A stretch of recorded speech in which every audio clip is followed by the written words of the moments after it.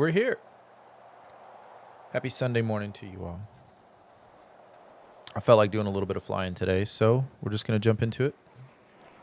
And we're going to go check out the city by air. And that should be a blast. For me, at least. If that feels like your flavor, stick around. I'll show you a little something, something. And we'll see the city. It's pretty cool right now because there's not a ton of people on, as you would expect for kind of a Sunday morning. What's going on? What's going on? Not a lot of people in the city right now, and it's like sunset-y, low light, lights around at the airport, so it looks kind of cool. So we'll go take a look at the city, and I have an eye loosely on my chat today, so if there are things that you would like to see by air, or you have some spots that you'd like me to try and land, shout them out. We'll have some fun.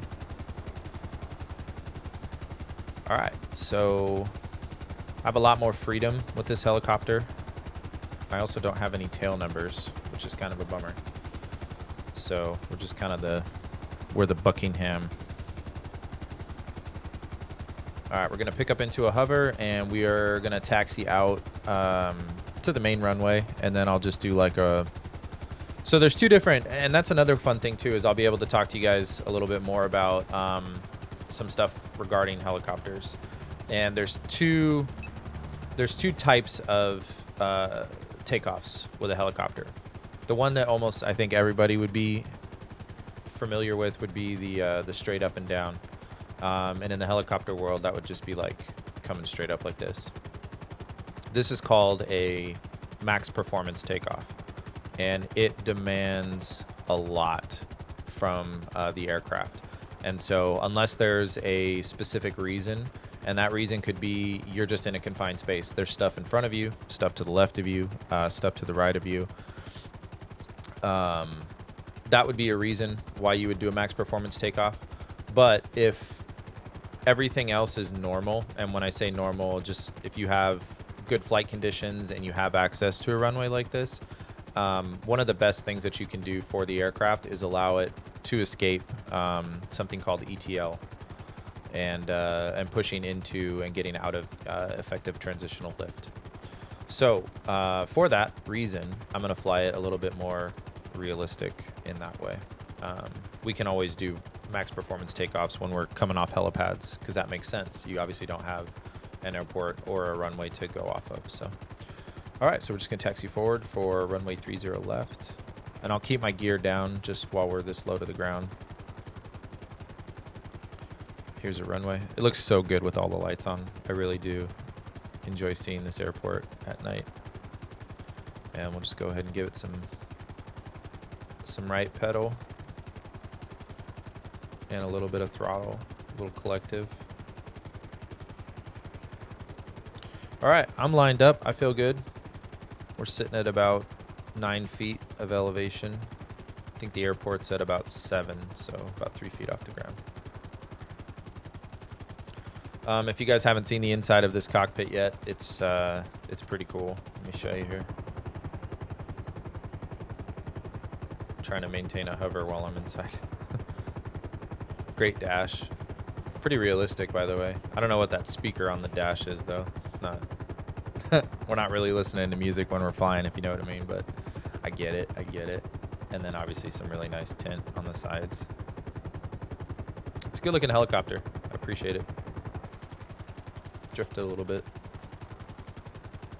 All right, so we will cruise on over here to the middle, and then we'll go ahead and push ourselves forward. A little bit of collective here, and pushing through ETL, and there we go. Gear up.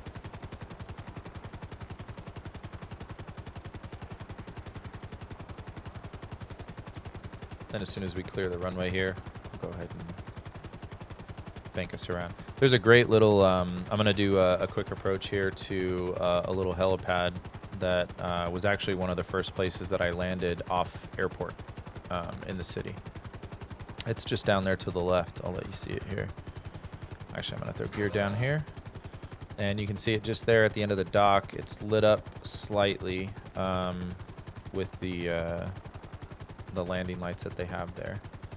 But we'll just come in and we'll shoot like a nice little approach to it. It's a great spot to come in. I like to come in and do this one as a warm-up.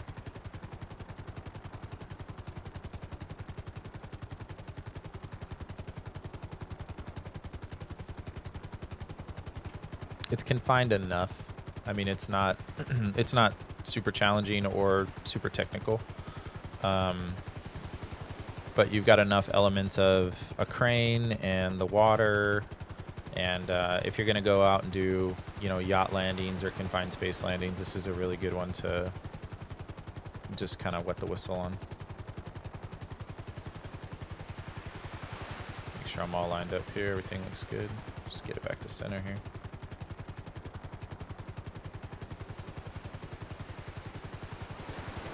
Nice.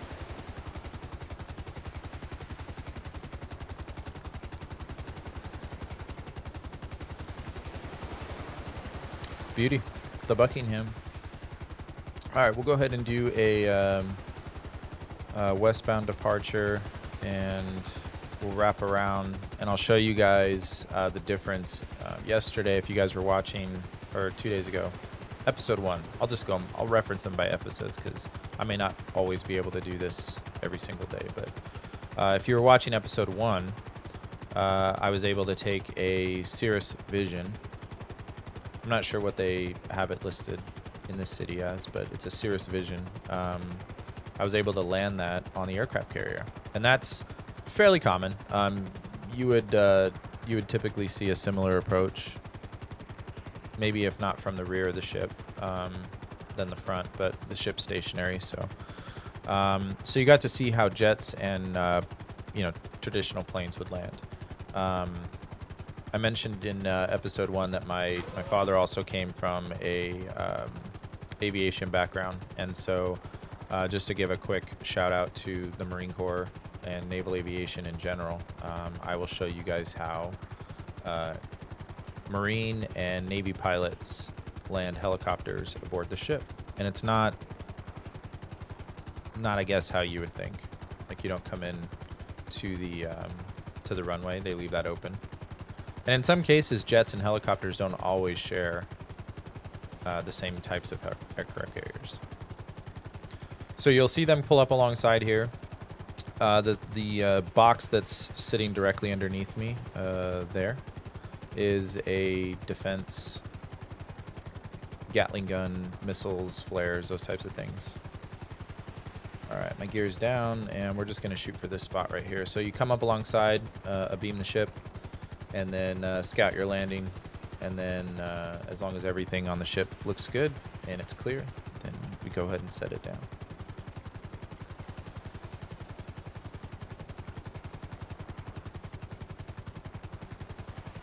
Perfect.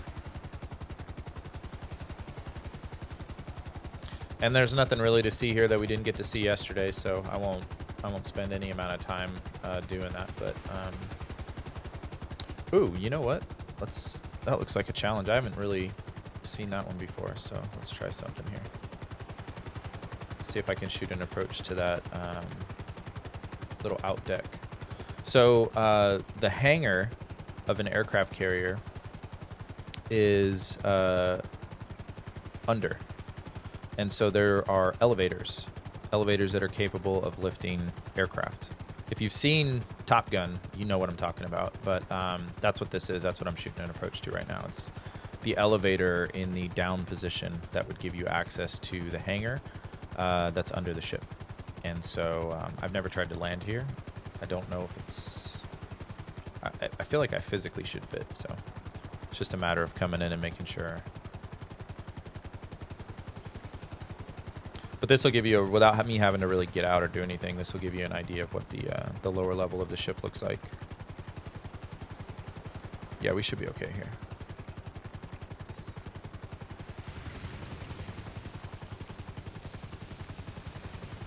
Tight space.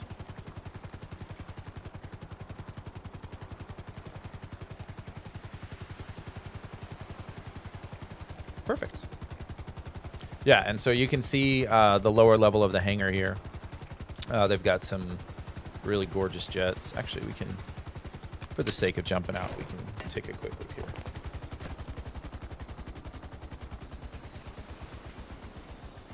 All right. And so yeah, so you would this is the I'm sorry, the elevator, and then you can see obviously the heavy duty cables that take that big boy up. But this is the underground underground. Good lord, I'm all over the place right now. This is the underdeck hangar, and so you'd be able to put jets here. And in normal circumstances, most of these wings, especially in naval aviation, these wings would fold right at the wing there. So pretty cool. All right, we out. All right, so this will be a tricky departure. I'll just go up slightly and back out, and we'll go over to the island, Narco Disneyland. Straight back. Gear up, and right over the bow of the deck. Actually, that's the stern. I'm all over the place right now. All right, we'll buzz the airfield, see if anybody's here. See if we can make any introductions.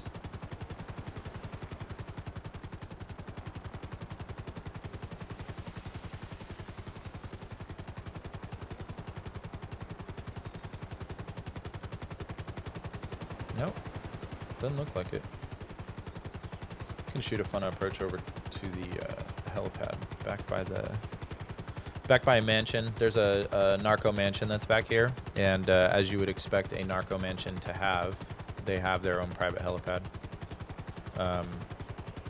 It's a good one to come in and land to, but it's nice because this is part of the city that does not get utilized, and so for that reason, it's always kind of nice to come out here, and just not have to deal with people.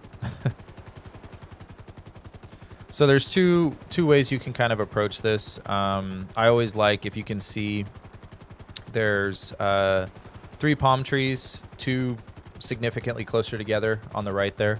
And then there's a palm tree here. So it kind of creates a natural gate. And that's one of the things that I look for in most of my approaches are these natural gates. You want to have space where you can kind of naturally come in. I'll be just slightly higher than the tops of the trees, like that. And then coming in for a really straightforward landing. The reason I like coming in from this side is just for obvious reasons. They've got these privacy trees that are just in front here. And then we'll just go ahead and very gently come set her down. Now this helicopter is not a real helicopter. My gripe with Grand Theft Auto will continue.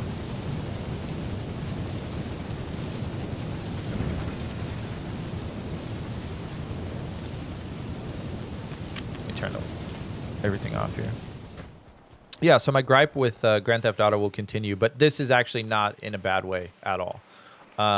This is based on what I believe to be a Leonardo helicopter, predominantly European. You don't see them too much in the United States unless the pilot and or collector and or agency has a great budget. Aircraft parts are hard to find, and like I said, they're not common in the United States. So if you get one and you bring it over here, what's up, Bree? If you get one of these and bring it over to the United States, it's hard to find parts for it, so you don't see it a lot. But one of the things that's kind of a dead giveaway for me, at least, and one of the things that I wish I would see more of are these enclosed tail rotor systems. And they're not functionally, we're still, it really kind of up for debate on whether or not the functionality of this is better or worse than traditional tail rotor systems. But from a safety standpoint, I love them because there's no chance that you're going to catch the edge of the tail rotor and be killed. And so from a safety standpoint, for an aircraft that's made for basically luxury and VIP transport, You really want to make this as safe as possible, and so I really enjoy that. But to my knowledge, I don't think that there are several elements of this helicopter that don't exist in the wild. So we suspend disbelief to allow. Also, the fact that there's controls on both sides. That's not something that you would normally see in a commercial helicopter. Because you would want somebody to be able to sit up front. And if you have somebody sit up front and they have access to the controls, then the FAA states that they have to have a pilot's license. So, all right, so yeah, I'll give you. This is what I meant when I said that the island was really best shown by helicopter. As you can see, I'm at about 20, 30 feet off the deck here. And this is a really great way for me to come around and explore and see what's here. For instance, you've got this really private, secluded patio that overlooks the ocean there. You've got that's down to the left there. And then you've got this really nice gazebo, pergola type thing. I'm blanking on the word. That's not the...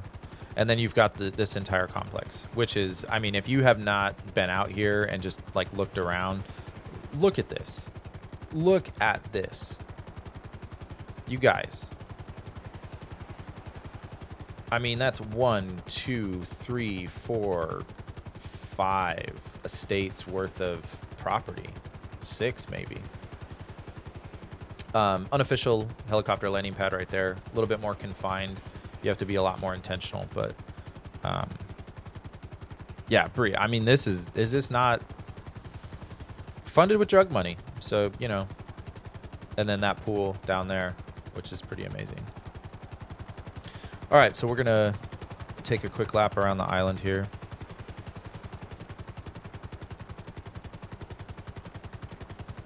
And then the other fun thing is that on this island, there are normal things like lighthouses, things you'd expect on an island.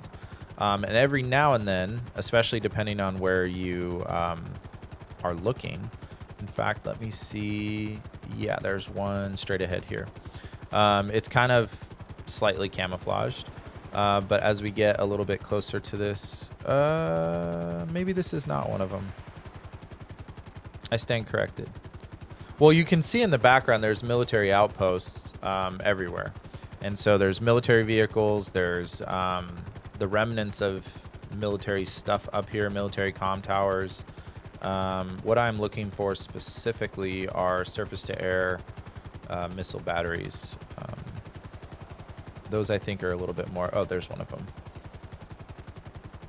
Actually, there's enough space here I can land, and we can take a quick look at one of these. Because these are scattered throughout the island.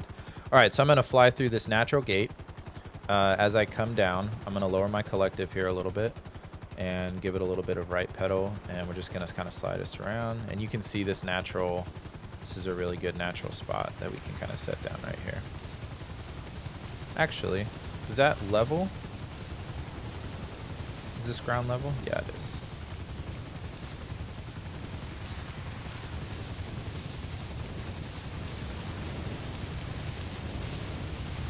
Or level enough for our purposes anyway.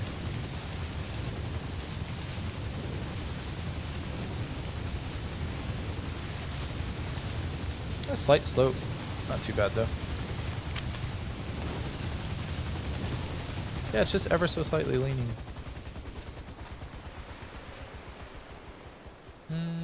I'm okay with that. That won't be too much of a problem when we take back off. All right, so. Oh, did I get rickrolled again? No, I didn't. There is one in here. Okay, looked like a refrigerator. So this is a missile. Here are the reloads, everything that you would need to reload this. And then this is basically just an outpost. So this is under some concealment. I'm sorry, that's cover, not concealment. This is just air cover from being able to fly over and see it. But this is a no shit missile battery. Not operational, obviously, as I was able to come in and land next to it. There's nobody that mans these, but it's those kinds of details that I love about the city. Even parts of the city that don't get seen or utilized. Like, there's no reason to really be out this far on the island, and yet the attention to detail is, still there. That's cool to me. All right, so we got a little bit of a slope takeoff. So as I give my collective and throttle inputs here, I'm going to immediately slide out to the water just to give myself some breathing room. And we'll go ahead and take the gear. And then we'll increase to max performance and orient ourselves around this way. Yeah, so the other parts of the tour are, there are some cannabis fields out here, which I'm interested in seeing my character if you can come out here and actually plant out here. I know if you purchase a home, you're able to cultivate, and so you don't have to go all the way out to the fields, the public fields, and do all that. But and I also know that there's a way to utilize some of the submarines in the city. And to my knowledge, this is the little mini harbor here that you can pick some of those up. So I've actually shot, this is a really good spot to come in and shoot approaches to, whatchamacallit, the,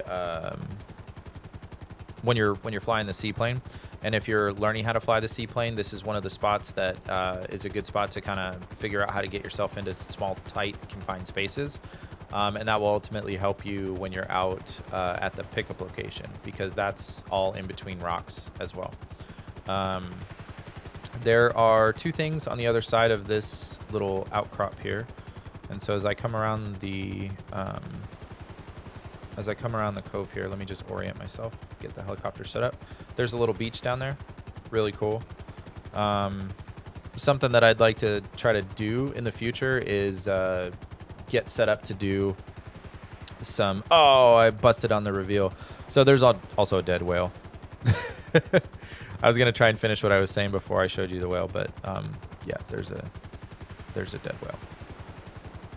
My goal is to build out my services so that as the city begins to have and has events, that they can, some of the more affluent members of the city can be dropped off by helicopter. I mean, realistically, I would love to just be able to give that to everybody. It's a huge pain in the ass to drive a vehicle, like specifically to this island. And if you wanted to go to this part of the island, there's a lot in that. And so being able to come in and do like a helicopter landing and dropping people off at their beach party would be pretty epic.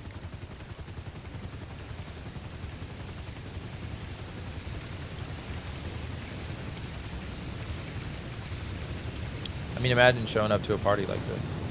How cool would that be, right? Boom. And then you just get out and you do your party thing, and that's that. I don't know. That just, to me, that seems so cool. I would love to see more of this. And I think, you know, if I can provide that service, great. If I can teach other people how to fly well enough to be able to provide this service, I just think that would bring a layer to this city that we don't have yet.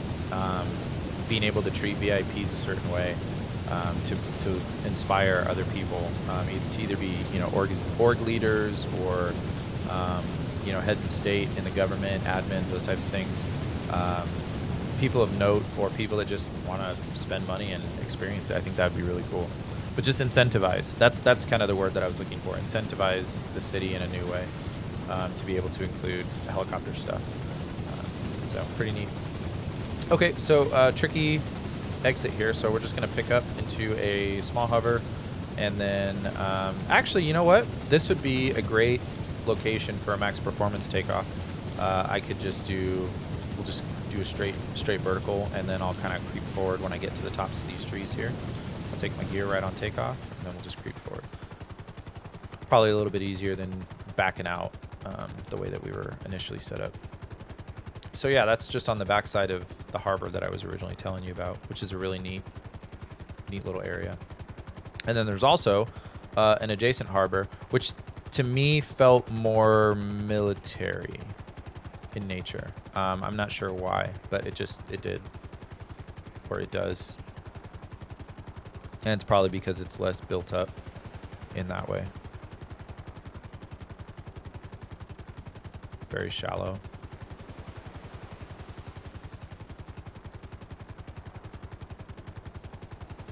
But a good boat ramp launch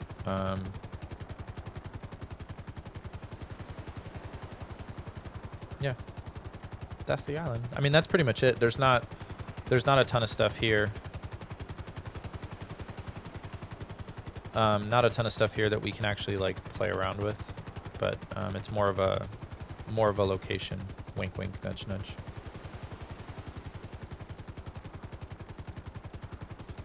And yeah, there's nobody there renting planes today, so that's kind of a bummer.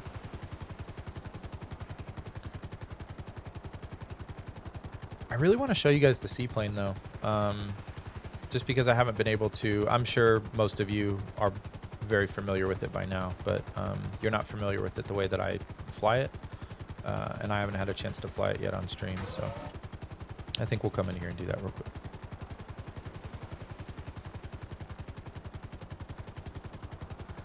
I'll come in and put this over in the corner. Where should we put this guy? Out of the way so nobody messes with it for sure, but do this. I want to be able to see where I'm backing up here.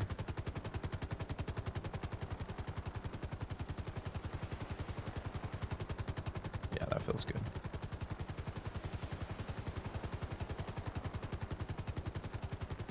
Drifting a little bit. Centered up and just set her down. That was a little bit harder than I would have liked, but all right.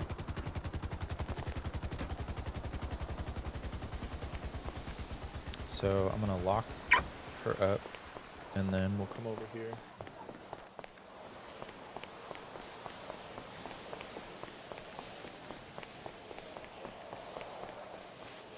I looked away for a second.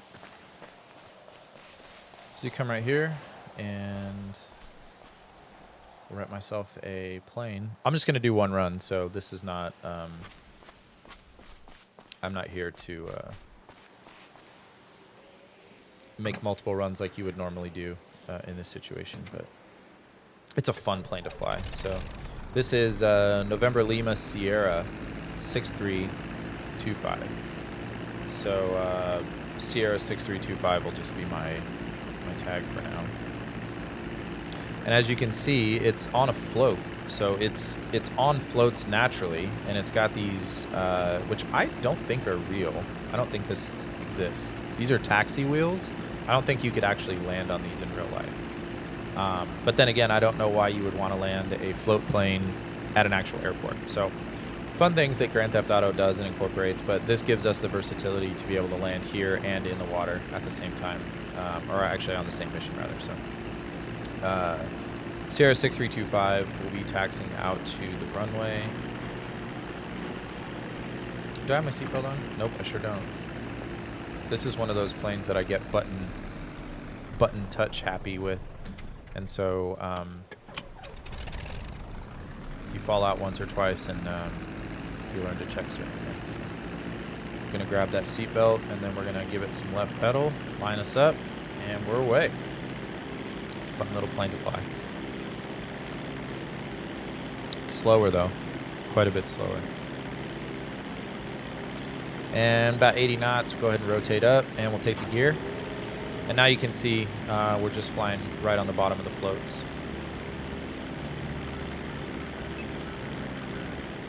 And if you look down at the map, we're flying towards a yellow blinking dot, which is the GPS coordinates that were sent to our air quotes burner phone.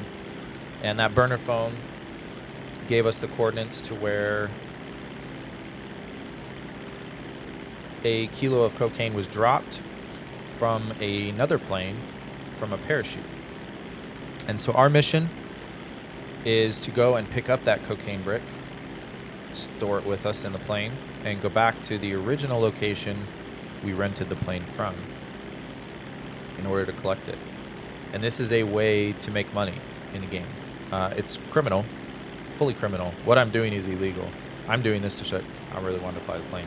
And that's one of the reasons why I think I have amassed the amount of narcotics that my character has had, and yet I don't have a lot of drug charges. I continue to get it, and I don't do anything with it. So for me, it's more just about flying. And up until I got my helicopters, this was the only way I could get my flying fix. So, all right, we're lined up on final. We're going to find a natural gate here. I'm chopping the throttle all the way down completely, simulated engine failure on purpose. This is the best way to bleed off your speed and control your approach when you're coming into the water. As you can see, I'm down low. I found the natural gate in the rocks, and we're just gonna coast it really, really gently right onto the water. As soon as we hit the water, we're back on the engine, restart it, and then we're immediately reverse thrust. And that's gonna bring us to a really gentle stop, which then allows us to just pedal turn it, really. Pedal turn it, and then just gently kind of coast ourselves forward.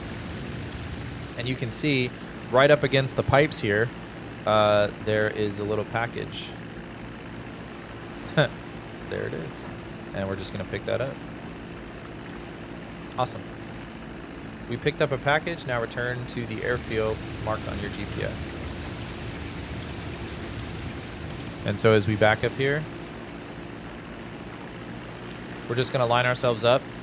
You want to kind of give yourselves a nice straight departure because this is going to be the line that you're going to fly out on, and you want to give yourself the most amount of options. Thankfully, you never really have to deal with engine failures here, but in general aviation, one of the things that you would really keep in mind is you always want to have kind of an escape route. If for whatever reason, especially in a single engine plane like this, if you take off and you have an engine failure, you want to have somewhere to ditch the plane, and right into this, seaside, into these rocks and the seaside cliffs. That's probably not where you want to go. So for here, we're going to look about 45 knots or so will give us our takeoff speed.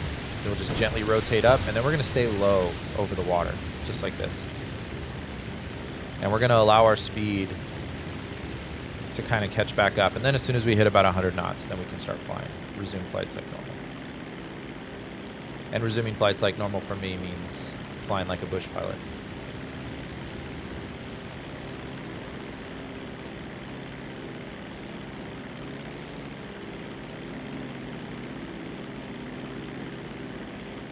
Try not to kill that bird.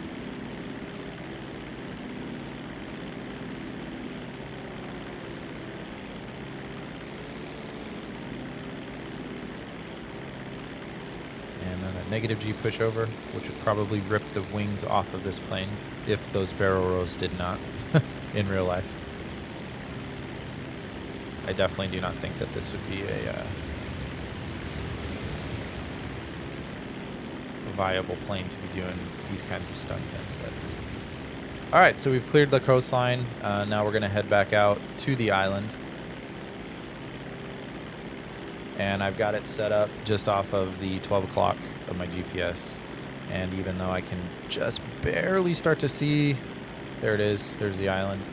I can just barely start to see the edge of the island there. All right, now I'm going to start lining up for my approach. Because this is the first one, I'm going to show you guys what the more traditional approach should look like. And it's a great thing because we have this aircraft carrier here. I'll do gear down before I make the turn, and we'll start dropping some altitude. You can use this aircraft carrier as a good marker to do your base turning final, because if you come right around the edge of the aircraft carrier, look what ends up happening. It sets you up right on course to come in for the landing. So about here, I'm full down on the throttle. I'm chopping it all the way down to complete idle. I'm going to stop the propeller here, and I'm going to coast it in. Find a nice, easy approach angle. As soon as I hit the ground, we're back on the throttle so that we can get some taxi power. And I waited a little bit too long. Normally, if you catch that, at the right interval, you can land, restart the engine, and it'll give you enough taxi power to pull forward. And I'm going to show you that because that was a horrible representation of what my landing usually looks like. So we'll just cruise back out here. Oh, it's beautiful right now. Look at this sunset. Yeah, this is definitely something that if you're fortunate enough to live anywhere near the West Coast, this is something that I, in my domestic and international travels, one thing that I will always give a quiet nod to California is that we have some incredible sunsets here, especially when you're able to watch that over the ocean. It's amazing stuff. All right, so we're going to line up here on another approach, and I'm going to do this correctly. So line up on approach, chop the throttle, go ahead and just maintain a really gentle descent rate, watching those trees, watching those lights, feather it in, immediately back on the throttle, and that gives us our taxi power. And as you can see, just a brief checkup on the speed there, and forward you go. It's really straightforward. This is something that I would really like a lot of pilots in the game to see, and I hope that that helps somebody that's been struggling with the best ways to land these things safely. It's throttle management is the key. You never, and especially in general aviation, you never want to overspeed the aircraft. And so if you can control the throttle well and float this aircraft with no engine power, you'll really kind of dial in the control elements of it. So I'll go ahead and park the plane here, and as soon as I park it, you'll see what it gives me. I received a Coke brick. So the first thing I would ordinarily do is I bring cars out here. I have a van that I use that's actually at the it's at the airport that I took off from. Let me get my keys out here, unlock it, get in here. I usually bring my van out here, and so for that reason, I now have this cocaine brick on me, which I can't really even do anything with this. Hold on a second. Let's put this down to 1. Nope, I sure can't. Maybe we can do, let's see if we can put this bad boy in the trunk.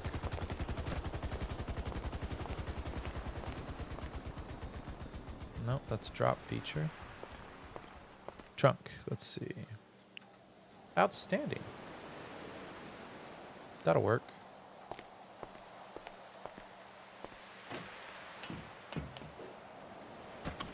So that's basically the first half of the drug running mission. I'm never going to show full processes in the same episode.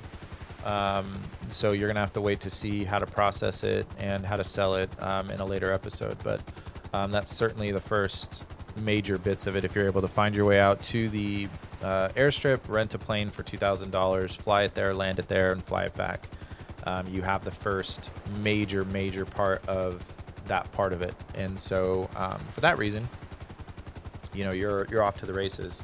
If you decide you want to do legitimate jobs in the city, there's plenty of ways to do that, and I'll show you guys some of those processes. But as far as the illegal stuff, I don't think I'm going to show too many full process stuff, at least for now.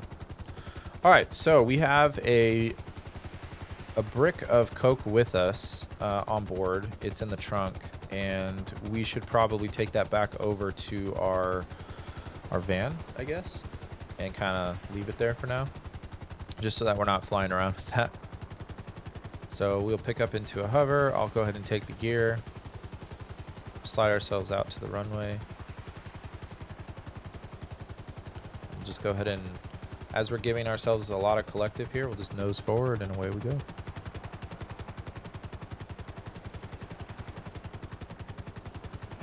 We'll buzz the tower here.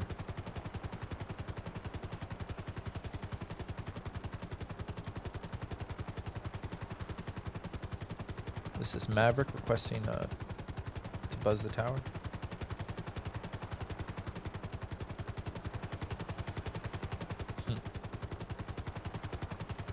Good times. All right, and so we're tracking back to the airport, which, if you can see, is just off to the southwest of where we're at. You can see the two adjacent runways left and right. And so we'll go ahead and line up on, I think that's 30 left, if I'm not mistaken. Although I'm not 100% sure from coming in from this side. And then you'll see the that helipad that I shot my first approach to is just straight down there. That's beautiful. Nice night tonight. It's always nice to fly when the weather's cooperating. So shout out to the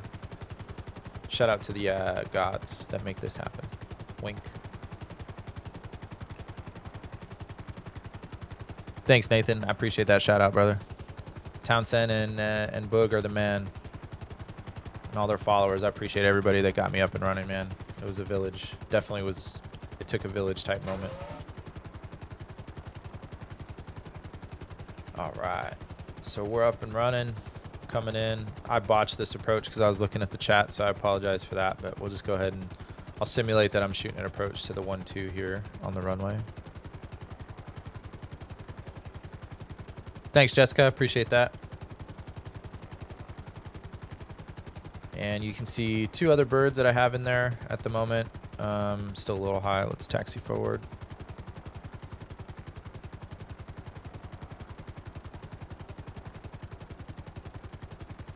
Nathan, yeah, that was true.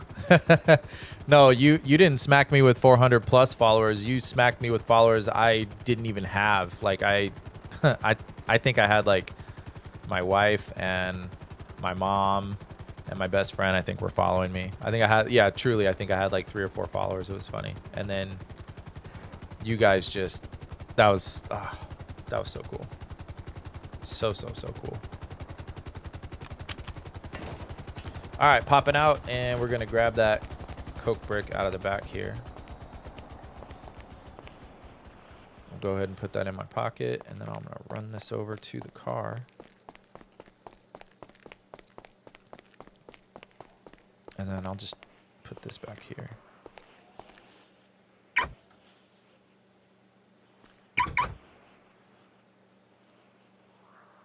Boom. Done and done. Cool. Feel a lot lighter. Yeah, that was very memorable. I agree. I still get goosebumps when I think about it. I mean, truly, you just like really stop and think about what transpired in that short time period. And I mean, you guys are probably gonna get sick of me talking about it, but it was a really powerful moment. If you don't know or you're not aware, Townsend was the reason that I got into. He was the reason that I got into gaming, period, on PC. I'd been an Xbox guy my whole life. And so to make the jump from Xbox to PC was a big deal. And I did that simply because I was watching Townsend the same way that y'all are watching me, just watching on Facebook Gaming. And I was motivated, man. I was motivated to come in here and do this. It looked like too much fun. And so I got, set up on a laptop, and was just basically enough for me to get into the city and really cut my teeth.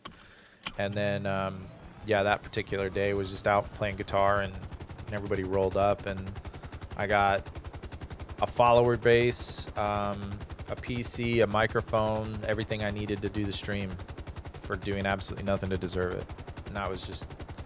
And it was crazy because it was Townsend. Townsend and was a part of it, Townsend and Boog. But that was, what a way to come full circle. The guy that got me into this is the guy that got me also into streaming. And just, I don't know what to do with that, man. I'm not going to push religion on anybody, but you can't tell me that's not God type stuff. So I'll just leave it there for now. But I was deeply touched by that, and I still think back on that daily. It's a cool moment.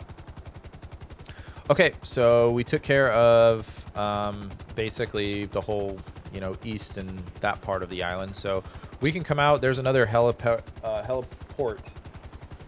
Sorry for my weird speech impediment today. There's a heliport that has a few spots that you can land that's off airport.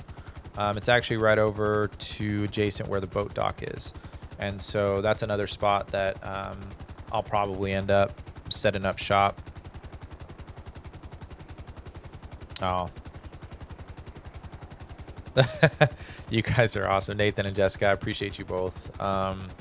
Yeah, it was Jessica. It's one of those things too. And here's, you're watching from his eyes. That's cool. Well, you had to, because you weren't watching it through mine. I wasn't streaming back then. So, but the cool thing and the difficult thing at the same time, and I don't know if anybody, if you've played this in the city before and experienced that, but trying to convey to your real life people what happens in here and the magnitude with which it happens in here is really difficult. And case in point, you know, to anybody that witnessed what happened, that was cool. It was a really real powerful moment. And trying to explain that to people in my real life, they just don't get it. They're like, what do you mean? What do you mean a bunch of people came together and got you a gaming PC? Like, what do you mean? That doesn't happen. I'm like, I know. I got people in my real life. That are amazing people that have never done anything like that or have been in a position to do anything like that. And Townsend is somebody that I've never even met in person. He doesn't even know me. We don't hang out. And he did something like that for me. And that is, I mean, who does that? who fucking does that? You know, the coolest thing, I'll give you guys a little peek into my personal world here, but in my professional life, I do, in addition to flying, I'm a bodyguard. I've been doing that for 12 years or so. And working in Los Angeles, I've been very fortunate to work with a lot of very talented actors, musicians, athletes. You know, I've gotten to work with some really awesome people, and I've met a few of my heroes. Some were good experiences and some were bad experiences. And I have a point to what I'm about to say for all of this. This is not like a humble brag in any way. Getting a chance to work with some of these people, I've gotten a chance to see behind the curtain. And what I mean by that is I get to see how these people are. I get to see what they're like when the cameras turn off. I get to see what they're like when the fans aren't around. I get to see what they're like when their publicist isn't around. I get to see the real human being behind it. And like I said, sometimes that's an amazing thing to see, and sometimes it's a really disheartening thing to see. Yeah, Fernando, you live in the IE? Right on, brother. Right on. Yeah, it's a really disheartening thing to see sometimes. And so, you know, relating this back to Townsend,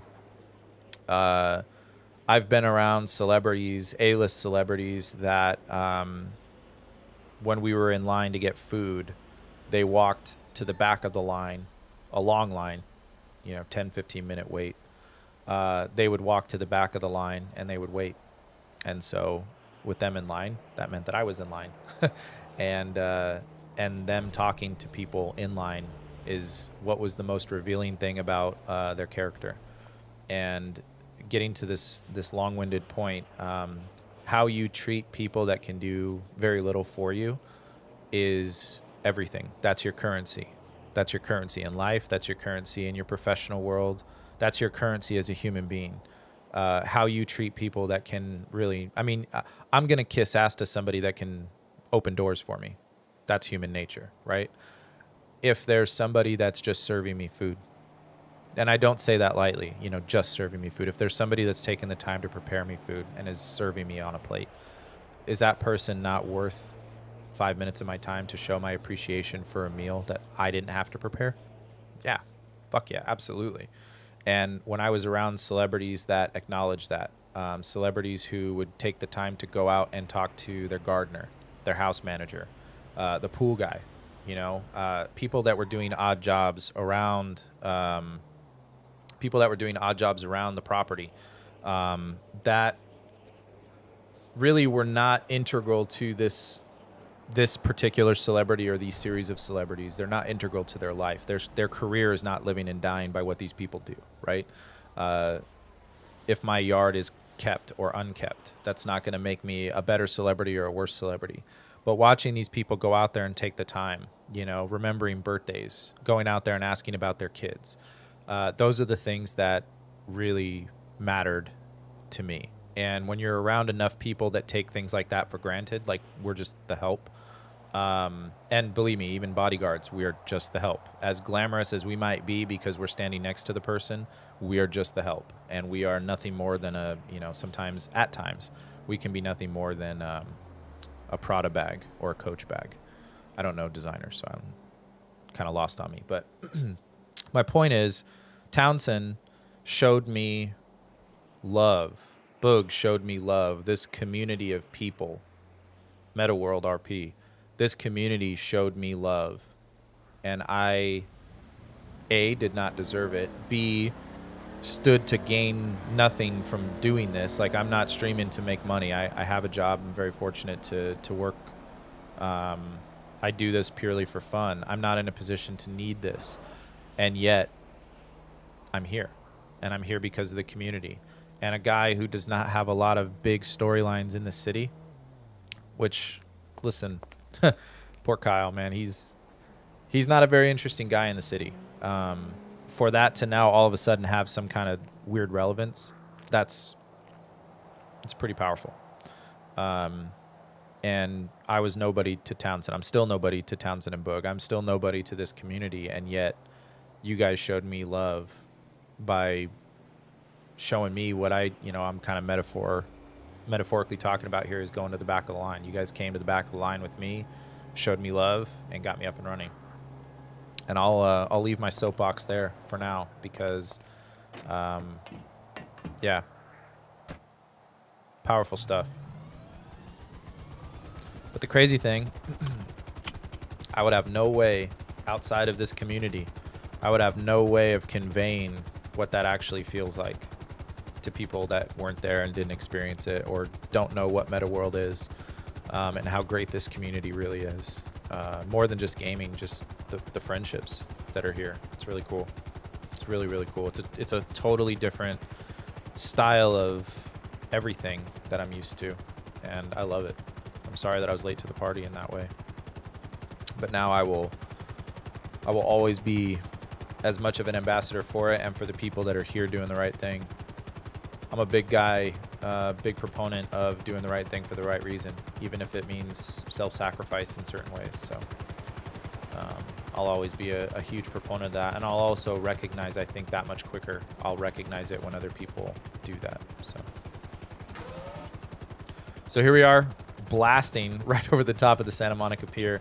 I had kind of one thing on my mind right now, and that was to come over here and land.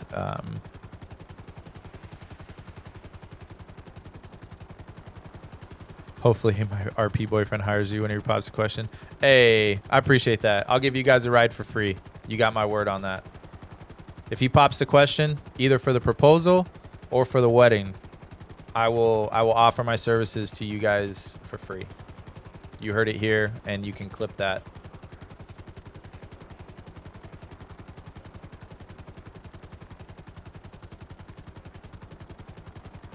Let's come right in here and do a nice little...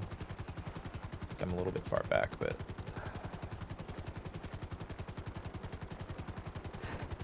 There we go. Great landing on the back of a yacht. I love coming out here. Makes me so happy.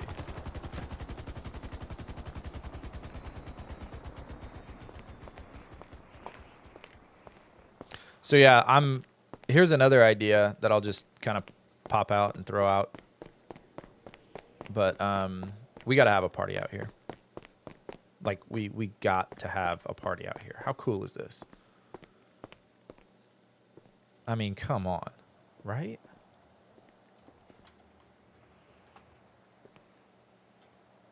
Dude, yes. We have to have a party up here. We have to have a DJ.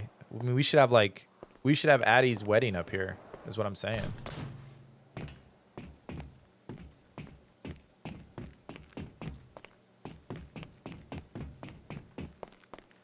Right?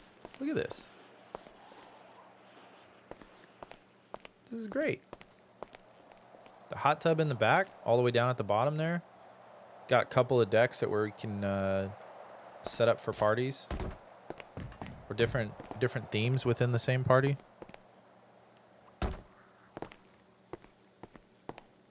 I mean, you got like a VIP lounge right here.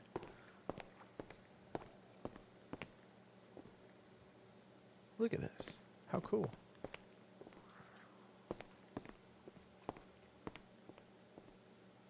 Awesome.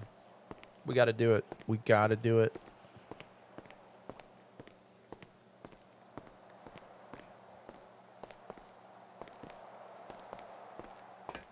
So fun.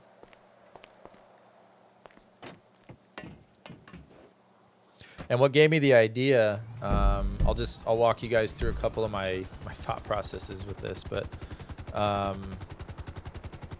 where was the Hollywood Bowl at? Oh, Vinewood Bowl, it's over here. So back in the early days of the city, I would take out a helicopter and I would acquire it tactically. And I would fly it, and I was challenging myself in the early days to find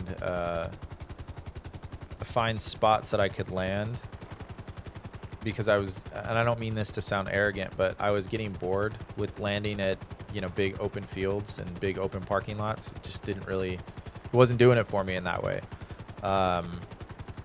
And so I tried to do this one particular landing at it's called the Hollywood Bowl, but here they call it the Vinewood Bowl. And I landed on the stage, and last night I wasn't able to fly into the city. I really wanted to, and I was going to gift it to KC and oh gosh, I'm so sorry. I think it's Miss Amber. I watched a really cool wedding last night, and they got married on the stage that I landed the helicopter. So to me, that was like, I was sitting there watching it. I was like kind of laughing to myself. That was pretty cool. But my point being that that's kind of what gave me the original idea for doing this in a wedding type thing. For when people have special events in the city and they want to do something awesome, just like in real life, man, you want to be able to like bring a helicopter is such a cool thing to do. And as a helicopter pilot in real life, I've been able to be a part of some special moments, both myself with my wife and other people getting to experience that. And I've been privileged to give a few people, more than a few people, their first helicopter ride in real life. So it's really neat for me, and it's a special experience to be able to share that aviation with people. But this was a very quiet inside joke, and I wasn't streaming or doing anything back in the day. And so for me, it was kind of like, you know, Pixar, it didn't happen. I was able to come in here and do this.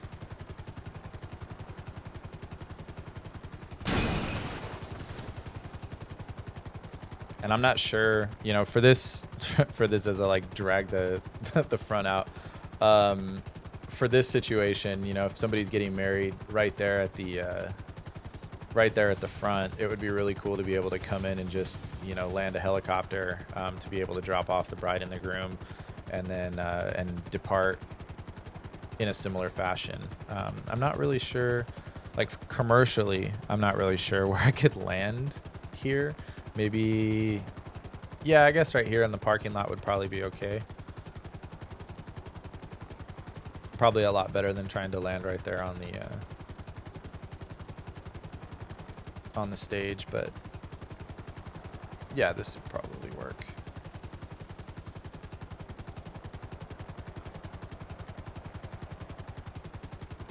Yeah, I feel good about that.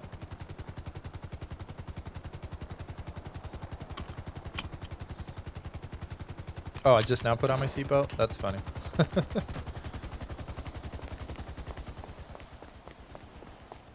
So yeah, this is a cool stadium. This is where I'm gonna go OOC here, so don't kill me for this, but this is where Dave Chappelle got tackled. If you've been watching the real news, it's designed to be very amphitheater-esque. And so, you know, as a bodyguard, my phone lit up with colleagues and people that know me asking for my thoughts about what happened to Dave Chappelle. And I mean, I'm not going to speak on another detail that I don't have intimate knowledge of, but what I will speak on, and that's, I'm not going to bash anybody because nobody dropped the ball. And that was going to be my point. I won't speak to the security measures that were in place for Dave specifically, but I will speak to the venue itself. And that is, what you see is exactly what it is. So, I mean, you're thinking this is actually kind of a conservative, display of how deep and big this like catacomb goes back. And so if you're up here and you're, telling jokes and whatnot, and everybody's laughing at you and you're killing it, blah, blah, blah.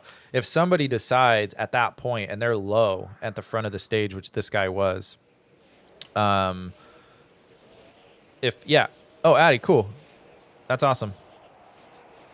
If the attacker started from this front part and came right up the front here, which he did, and tackled Dave on stage near the front, the reality is, they're not going to have security guys down here at the very front.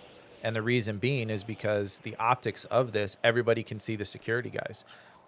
When you're filming for specials and you're doing celebrities on this level, they typically don't want to have, and it's more from a branding and marketing standpoint, they don't want to have variables down here. Because, for instance, if I have a security guard, these are things nobody really thinks about, so I'm just giving you the gouge. If I got a security guard that's down here and he's Mr. Tough Guy, nobody's going to rush the stage, which you're going to start seeing, unfortunately, a lot more of now. If I'm down here at the front of the stage like this, and I do something stupid, like let's say I decided I'm just going to not do my job. Well, guess what? Everybody that's out here in the audience, all the cameras that are filming are going to film you doing whatever the heck you're doing, and the celebrity is right behind you. And so from a brand management standpoint, they're going to want to probably put security in a different spot. And so the limitations of this venue is you can't put security where you need to be effective. So it's not a knock on Dave, and it's not a knock on Dave's detail, or even necessarily the event, the venue's detail. It's just the attrition of an open stage like that where there's access to the talent and there's not scrub zones between them, safe zones between them. So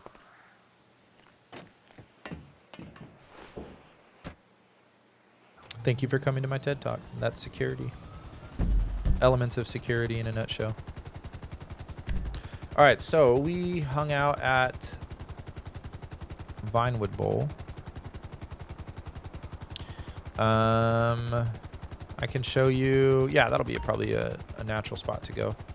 I can show you guys where the military helipad is. And then we'll do a couple more spots before I have to sign it out for today. This isn't going to be a super long stream. It's Sunday and we got some family stuff to do. So we'll do a couple more spots within this city and pop right up here towards the Meta World sign. There's not a road in real life that goes this close to it. You have to really hike up there if you want to go see it.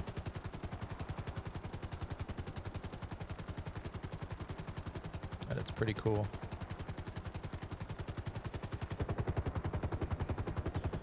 And we're here, Chopper Live in Meta World.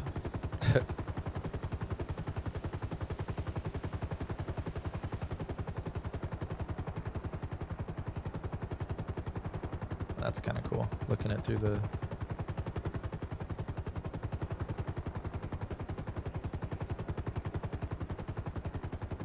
Be really good to spot people.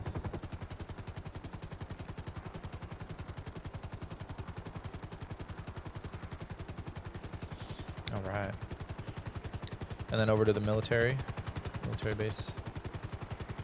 Whoa. All right. There we go.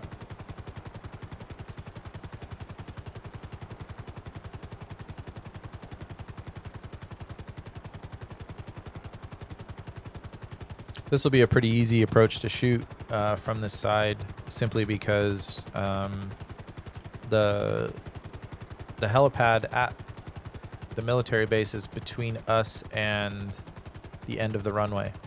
So whereas yesterday, in episode 1, in that Cirrus Vision, the jet that we were flying, we had to shoot our approach out over the water and come back in. I suppose we could have shot our approach in this way too. It's not particularly something that I would want. I feel like it should be from the other way, to be honest, but that's just me. It's hard to judge because you would normally just land whichever direction was facing into the wind, but it's negligible in here, so.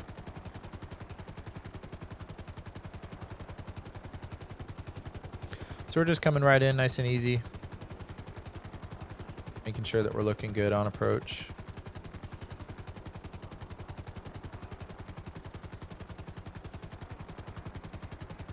Then we'll just arrest our forward. And we'll put it right down on the H.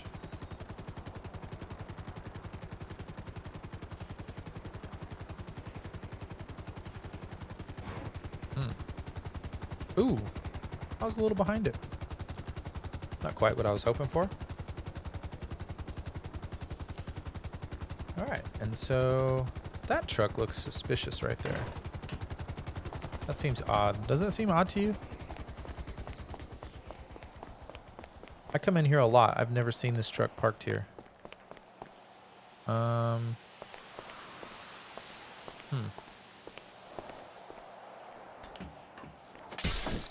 Oh, I gotta break into it? Oh, somebody's not. Yeah, that's fine. I don't need to steal your car. I thought somebody put it there. That's what I was... Alright.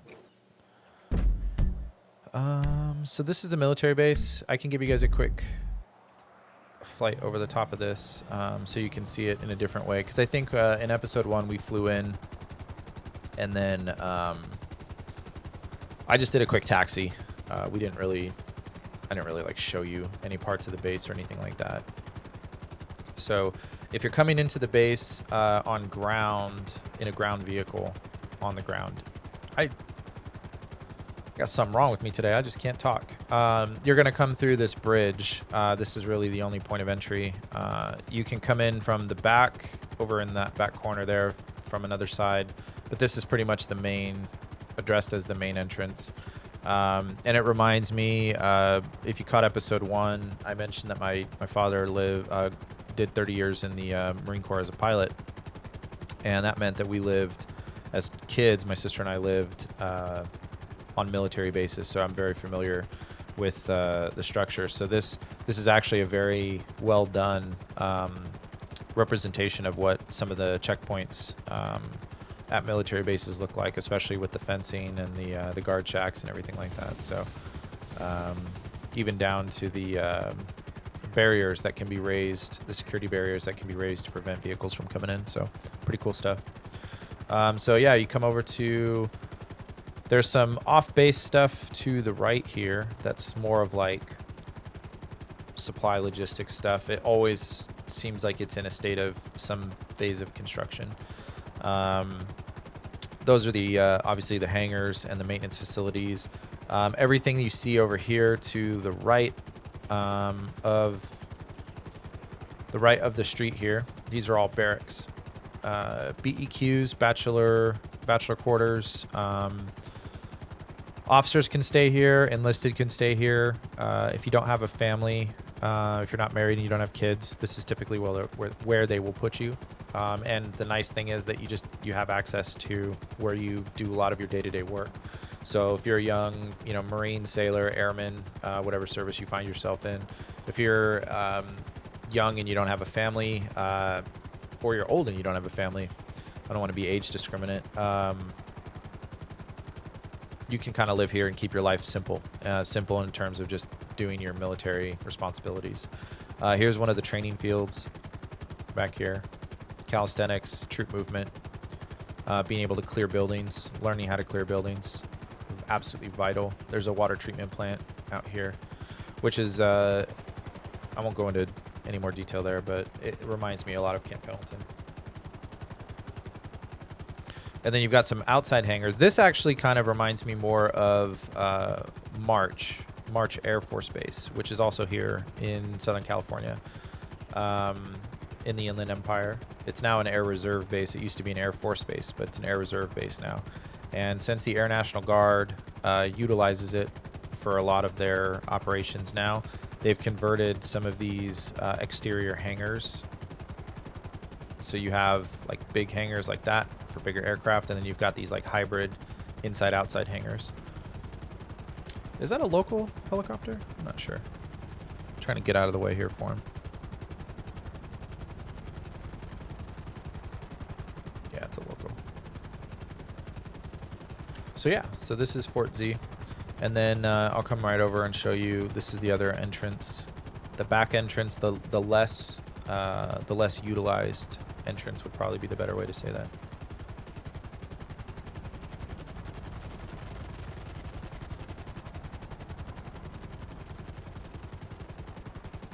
And it's same security features.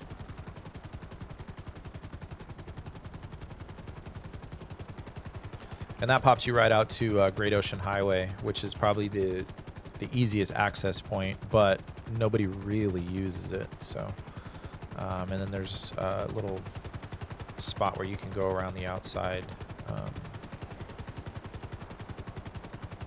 go on the outside of the island back here.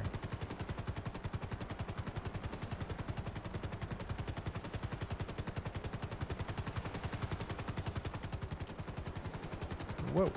Let's get back under control here.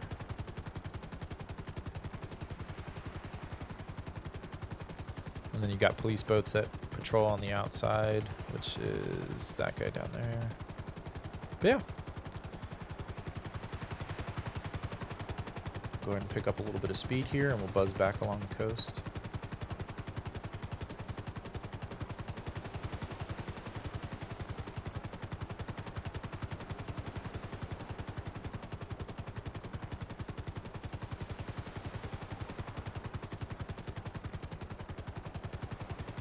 Awesome.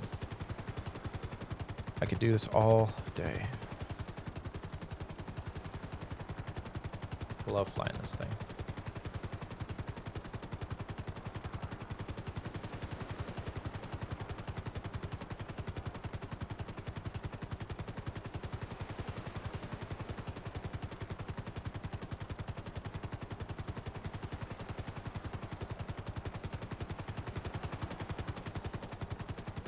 Awesome.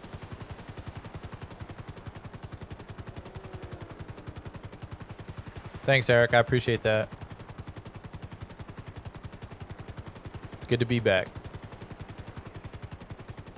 Got all the odds and ends figured out. We're here. I'm able to fly, which is even better. Life is good. Life is good.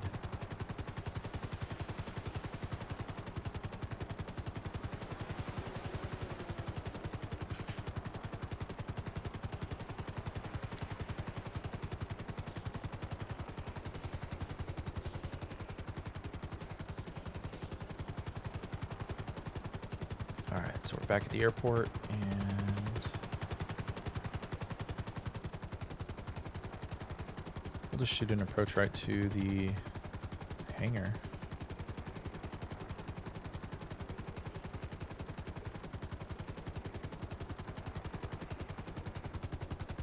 Gear down.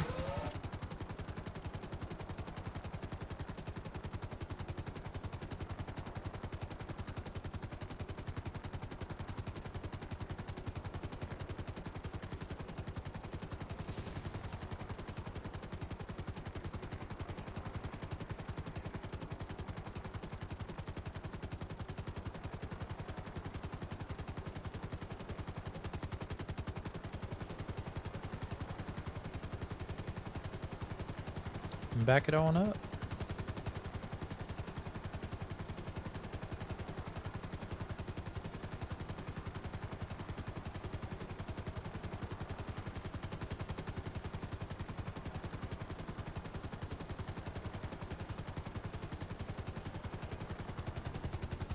Perfect. And there you go. That'll probably cover us for this first little aerial tour. Did a couple of things I wanted to show you guys, and yeah, man, these things are fun. So just putting it out there, Kyle Patrick Helicopter Services are going live. And Kyle Patrick Helicopter Flight Training will also be going live. So if you, with fuel prices being as high as they are in the city right now, the cost of doing business is going up considerably. And so one of the things that I'm going to try and do is offer that service as best I can I'm not trying to make money off of that. So I really, like I said, I want people to start thinking in aviation, start thinking in general aviation. And so, hold on one second. Come in. Hey, buddy. I'm finishing some work.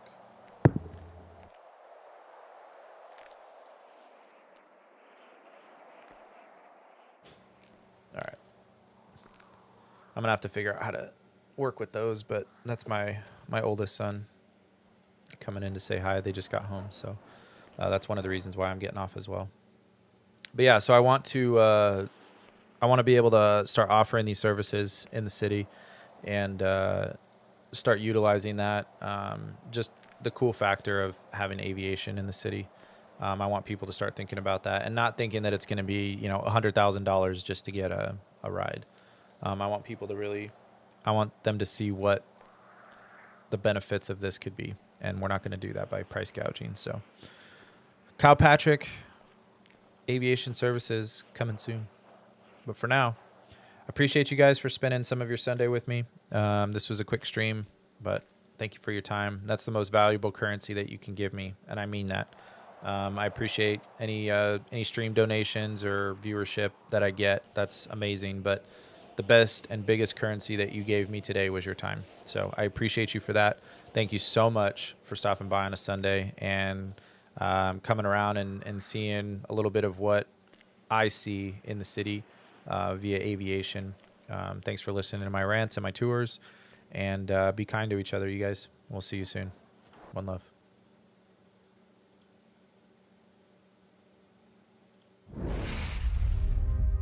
I want to give a special shout out to the toughest year of all time. We all deserve a trophy for this one. 2020, damn, you gave us plenty. You know it. Drama and attitude, but I ain't mad at you. You gave me life that's right, you showed me avenues. You took our loved ones though, look at the magnitude. You put the world on pause like a sabbatical. You show my people's pain, I show you gratitude. You made them say her name, look what you had to do. The president don't give a f, so we might make the news. The whole world is a stage, we might set it ablaze. May they never forget that it's kids in the cage. Them police want a war, we fist up in their face. We fighting down the block, this look like streets of rage. A lot of babies dying from straight bullet steel. And when the shooter's black, we don't know how to feel. You took us out the fields, so now we kneel on them. I rep Chicago steel like dollar bill on them. You made us boss up, we